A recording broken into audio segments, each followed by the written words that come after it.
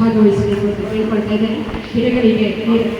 ಗಿಡಕ್ಕೆ ನೀರನ್ನು ಇರುವುದರ ಮೂಲಕ ಈ ಒಂದು ಕಾರ್ಯಕ್ರಮದ ಉದ್ಘಾಟನೆಯನ್ನು ನೆರವೇರಿಸಿಕೊಡ್ಬೇಕು ಅಂತ ಕೇಳ್ಕೊಳ್ತಾ ಇದ್ದೇವೆ. ವಿದ್ಯಾರ್ಥಿಗಳು ಎಲ್ಲರೂ ಕೂಡ ಈ ಉದ್ಘಾಟನಾ ಕಾರ್ಯಕ್ರಮಕ್ಕೆ ನೀವು ಚಪ್ಪಾಳೆಯನ್ನು ನೀಡುವುದರ ಮೂಲಕ ಈ ಉದ್ಘಾಟನಾ ಕಾರ್ಯಕ್ರಮಕ್ಕೆ ಮೆರುಗನ್ನು ನೀಡಬೇಕು ಅಂತ ಕೇಳ್ಕೊಳ್ತಾ ಇದ್ದೇವೆ.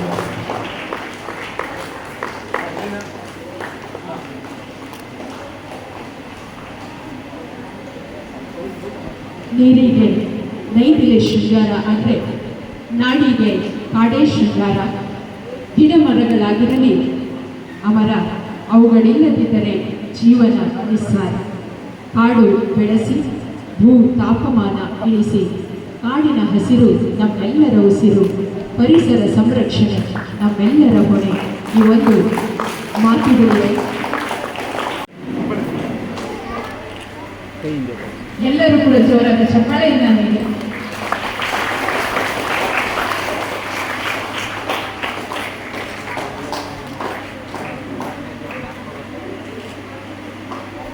ವರ್ಣರಂಜಿತವಾದಂತಹ ಚಿತ್ರವನ್ನು ಮೂಡಿಸುವುದರ ಮೂಲಕ ಕಾರ್ಯಕ್ರಮದ ಉದ್ಘಾಟನೆಯನ್ನು ನೆರವೇರಿಸ್ತಾ ಇದ್ದಾರೆ.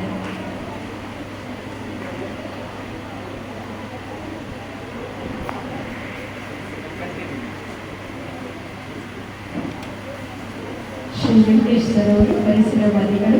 ಚಾಮರಾಜನಗರದ ಸಾಲು ಮರಗಳನ್ನು ನೋಡಿದರೆ ನಿಜವಾಗ್ಲೂ ವೆಂಕಟೇಶ್ ಸರ್ ಅವ್ರನ್ನ ನಾವೆಲ್ಲರೂ ಕೂಡ ನಾವಿರೋದಂತನೂ ನೆನೆಸ್ಕೋಬೇಕು ಅಂತ ಒಂದು ನೆನಪನ್ನು ಅವರು ನಮಗೆ ಕೊಟ್ಟಿದ್ದಾರೆ.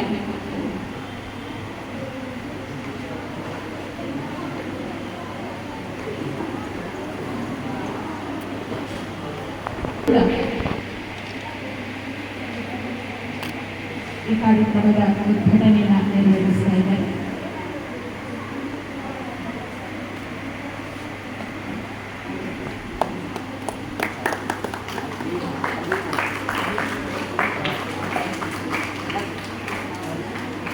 ಶ್ರೀ ಪರಶುರಾಮ್ ಶರ್ವಾದಿ ಅವರು ಆಯುಕ್ತರು, ನಗರಸಭೆ ಚಾಮರಾಜನಗರ.